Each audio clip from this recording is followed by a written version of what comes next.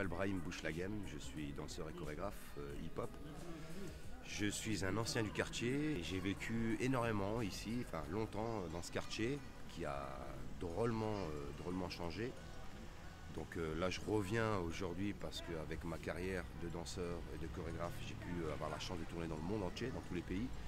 Et c'est aussi de comprendre avec les jeunes quel est le souci qu'il y a dans ce quartier. C'est important pour moi de revenir dans le quartier et de montrer aussi là où je vivais et là où tout a commencé pour moi, quoi. Ah, mes meilleurs souvenirs, ouh là là, il y en a eu beaucoup, hein. On a fait beaucoup de sorties avec le centre social parce qu'il y avait de l'animation à l'époque, énormément d'animation. Je pense qu'on ne pouvait pas s'ennuyer parce qu'il y avait toujours quelque chose à faire. Quoi d'autre? Les cache-cache, parce que c'est tellement grand ici que voilà, on a même trouvé des jeux qui s'appelaient la chasse à l'homme. Donc c'était les grands qui couraient après les petits.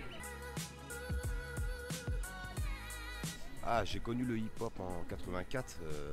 Il y avait une émission de Sydney là, à la télévision sur TF1 qui s'appelait HIP HOP.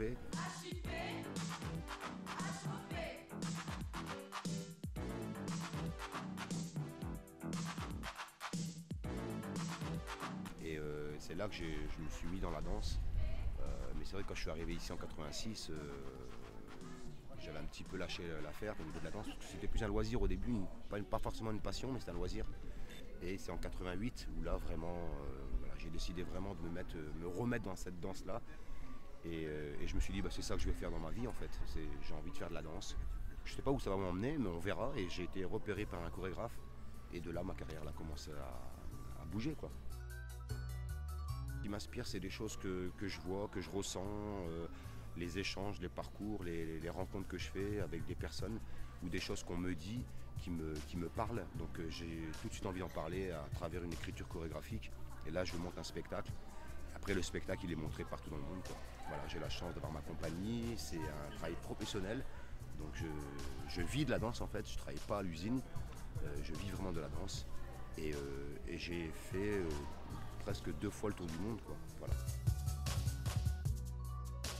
En fait, nous, c'est vrai que moi je cherchais un lieu, un point de chute, pour que je puisse aussi faire travailler les jeunes roubaisiens. C'était important d'avoir un studio de danse à Roubaix pour pouvoir partager justement avec ces jeunes et leur donner aussi l'opportunité de venir s'entraîner et pourquoi pas devenir professionnel. On est aussi un studio qui est aussi ouvert à des compagnies de l'extérieur ou même des compagnies locales qui puissent aussi venir travailler dans notre studio. Voilà, je pense que le Studio 28 reste aussi un endroit ouvert et aussi un endroit de partage et d'échange, quoi. Et c'est ça qui est le plus important. Le message, ça serait de savoir, d'abord comprendre quelles sont leurs envies.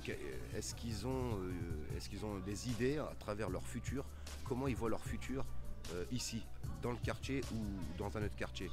C'est plus par rapport à savoir qu'est-ce qu'ils veulent faire en fait, qu'est-ce qu'ils ont envie de faire. Et nous, on est là, et moi je suis là aussi aujourd'hui pour parler avec eux et essayer de comprendre, les écouter